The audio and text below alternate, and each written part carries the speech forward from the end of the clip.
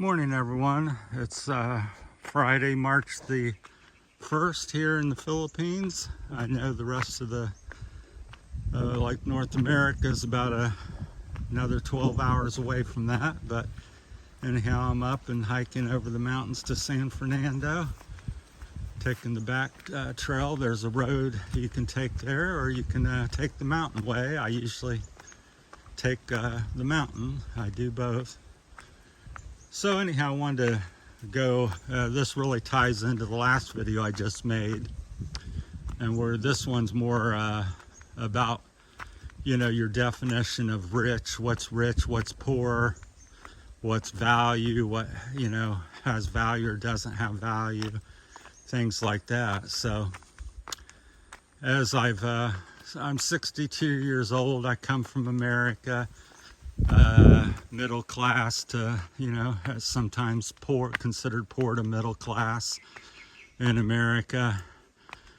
Did start a business for 41 years and was around, you know, successful people for a lot of my life. So most people would consider, you know, well-to-do, rich, or some, you know, success level. And then I moved over to the Philippines about 13 months ago, and you got a variety of people over here, but for the most part it's less, fewer rich people and more poorer people. And I really don't even like the, you know, labeling things so much, although that's what we do, or, you know, what's rich and poor. So that's what I'm kind of talking about. A definition again, like on my last video. You may look at a person and go, they don't have a car. They don't have a computer. They make 250 pesos a day. Well, they're poor. And by your definition, and by a lot of the world's definition, that may be, you know, true. I'm gasping for air here. But, and then you may see somebody and go, oh, they've got 3 cars, 2 houses. They, you know, have nice clothes. They're rich, would be people's reaction. You know, people over here around the world, that's what they would say. Very common. But I look at stuff, depends what your measuring stick is. So if having things is rich, then that's correct. Or not having things is poor, that's correct.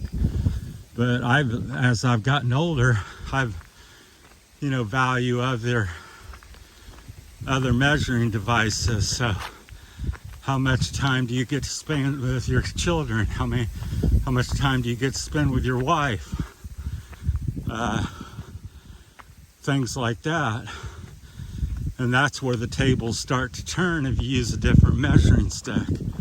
So a lot of people over here, men and women, take their kids to school every day. In the West, don't have time.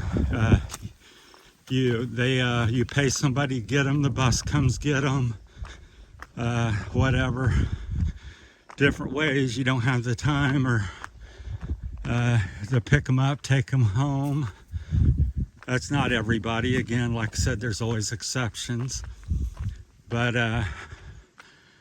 you know, 5 o'clock comes, you're still working, trying to make ends meet and pay for the next car and trip. And so I just think there's different measuring sticks in the quality of life. I just see, what I see over here is that people that don't have much are very rich with family. Their mom lives with them, their grandma lives with them, next door or something. Cousins up and down the street, mountain. Somebody needs some rice.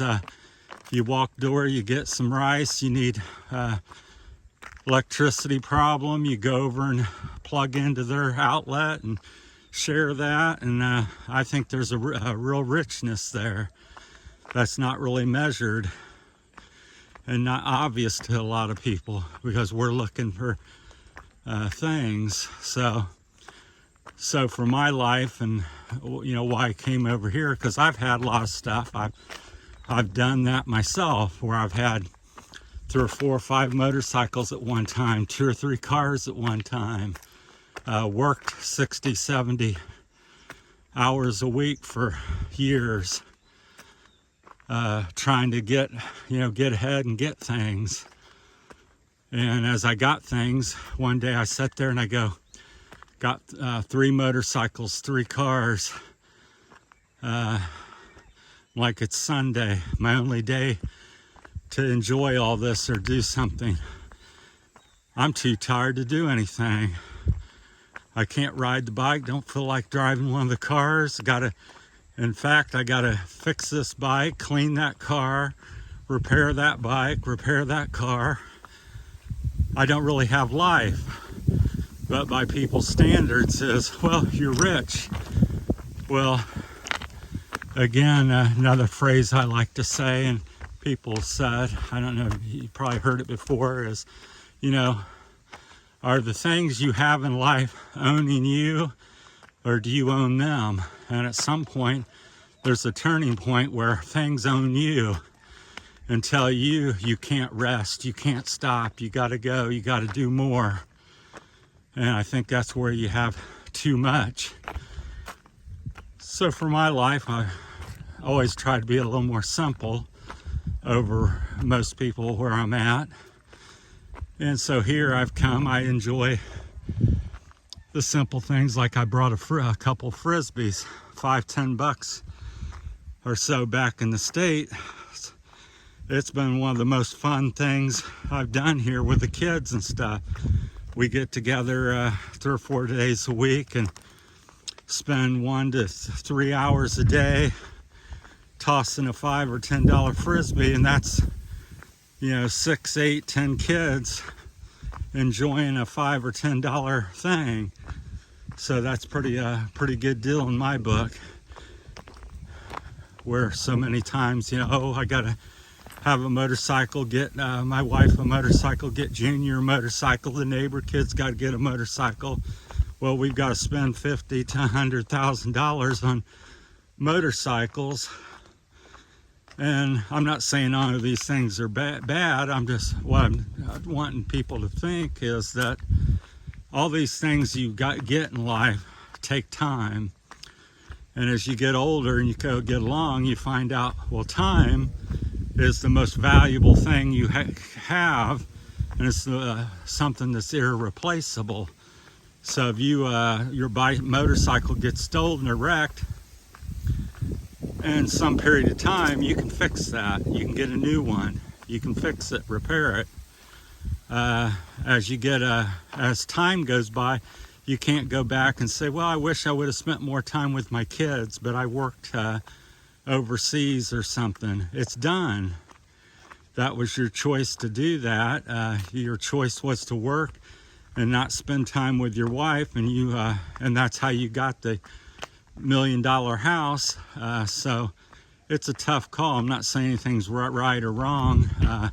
I'm just saying consider thinking about things like that. So little thing you do, the clothes you wear, the jewelry you buy, the car you drive, all takes time to get and acquire, and you trade off things for that. You trade off your time for them things. So I just say think about that. So as I'm starting out this March, I'm thinking my thoughts on how to save money and have more time and more quality of my things that I do have and get, and enjoy the time more and have more time for the people and things that I do have, instead of trying to get more things or even more people per se. Just enjoy what you have, so to speak, and be thankful and not necessarily searching for more and more and more. All right, that's my time on that. Just food for thought. So hopefully somebody will strike a chord and somebody will benefit from that or have some input. And like I said, just trying to get the ball rolling and put something out there for everybody and share my thoughts and viewpoints.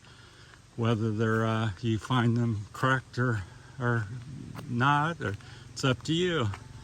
All right, that's my time. Thanks for watching, everyone. Here comes a cyclist going to school or work or something. I guess they're going to school probably. It's Friday. So, all right, thanks for watching. Appreciate everybody. Take care.